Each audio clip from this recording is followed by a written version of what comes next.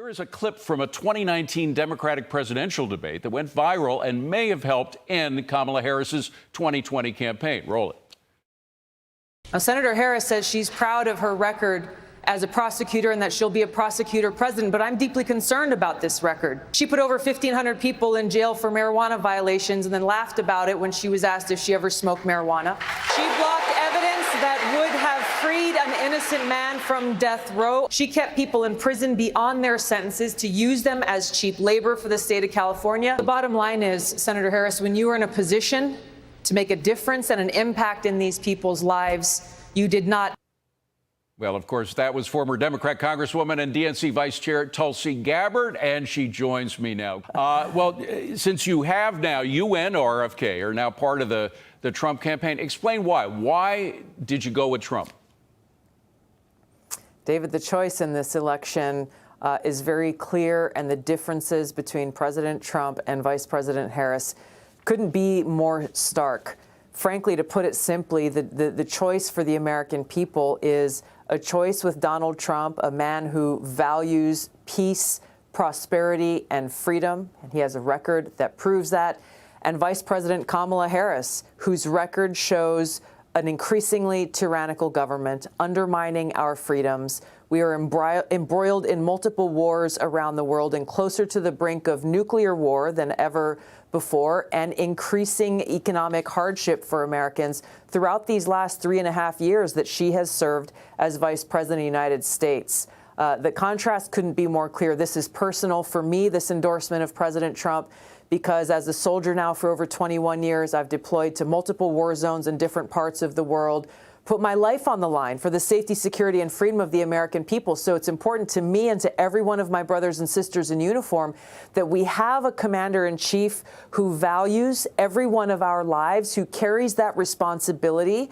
as commander-in-chief very seriously, and will therefore exhaust all diplomatic avenues before seeing war truly as a last resort. And the last point that I'll make on this that is another point of contrast is President Trump showed through his last administration, not only did he not start any new wars, he took action to prevent them by courageously meeting with adversaries, allies, partners, dictators. He would meet with whoever he needed to pursue peace. Kamala Harris criticized Donald Trump for doing exactly that, which shows that if she's elected president, she will not do what is necessary in the pursuit of peace.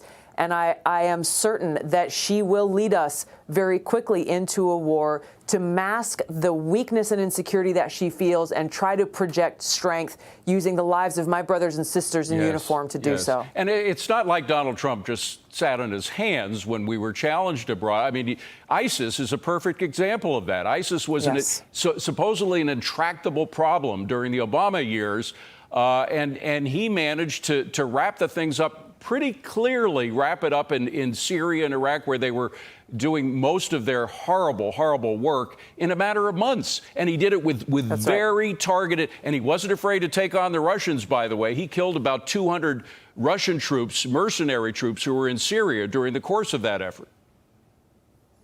You know, that's an interesting contrast that you point out there between Donald Trump, who recognized the threat of Islamist terrorism and acted decisively to defeat ISIS. And you contrast that to what we saw during the Obama administration, and quite frankly, even with Kamala Harris, they won't even use the words radical Islamist terrorist because they're so afraid of being called Islamophobes. And under the Obama administration, they refused to go after al-Qaeda. They refused to go after al-Qaeda in Syria specifically.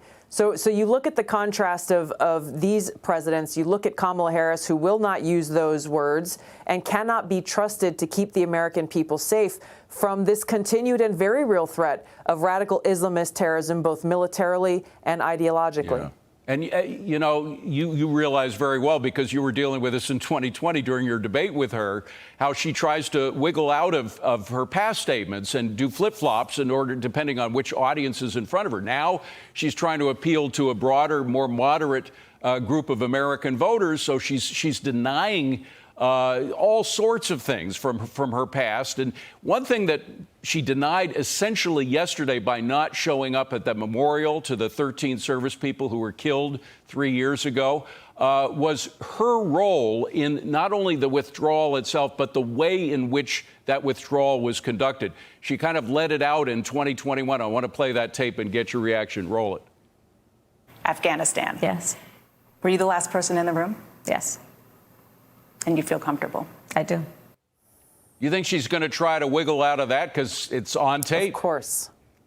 Of course. It's like every other major position that she has taken that has turned out to be such a disaster for the American people and our well-being and our national security. It is disgusting to me, David. It is maddening that not only has she was basically silent. Okay, she put out a little statement on a piece of paper yesterday, but why wasn't she out there at Arlington Cemetery? Why hasn't she reached out to those Gold Star families of the 13 men and women who were killed in that disastrous Afghanistan withdrawal? That, as she said, she was the last person in the room to speak to Joe Biden when he made that decision, and she's good with it. Why hasn't she called them to check on them, to apologize to them, and grieve alongside them for their loved ones who will never, ever come home?